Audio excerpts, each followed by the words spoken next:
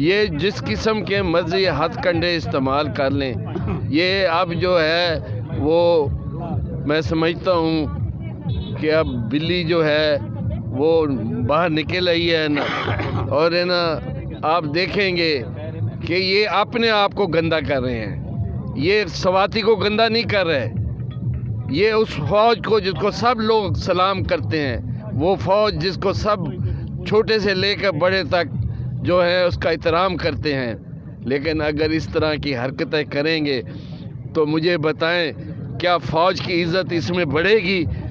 کیا یہ سوالیہ نشان نہیں ہے کہ وزیر اعظم ہاؤس کی ویڈیوز جو ہیں وہ لیک ہو جائیں؟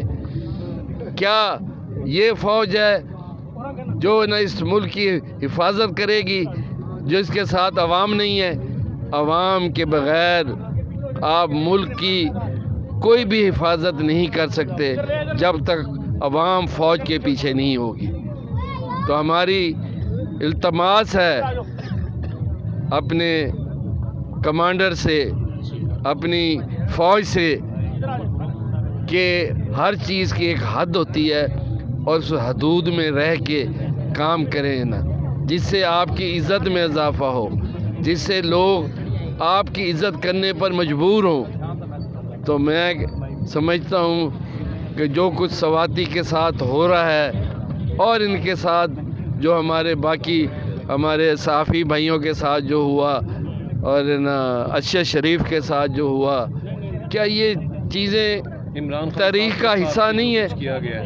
یا عمران خان صاحب کے ساتھ جو ہوا، یا ہمارے کارکنوں کے ساتھ جو ہمارا کارکن شہید ہوا، کیا ان کے نا بچے ساری عمر اس چیز کو یاد نہیں رکھیں گے کہ ہمارے والد کے ساتھ کیا ہوا؟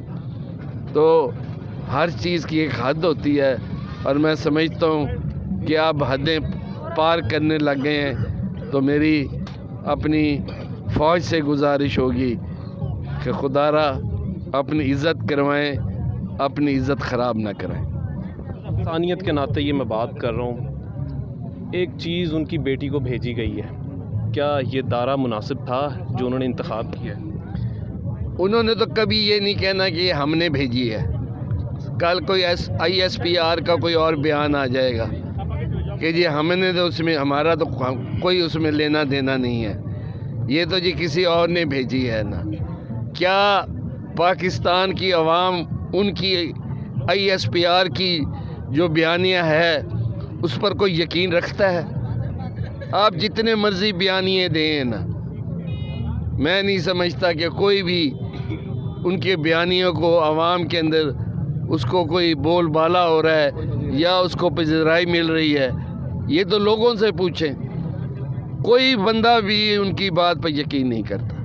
کب تک احتجاج ہوگا اب یہ؟ جب تک ہمارا لیڈر کہے گا۔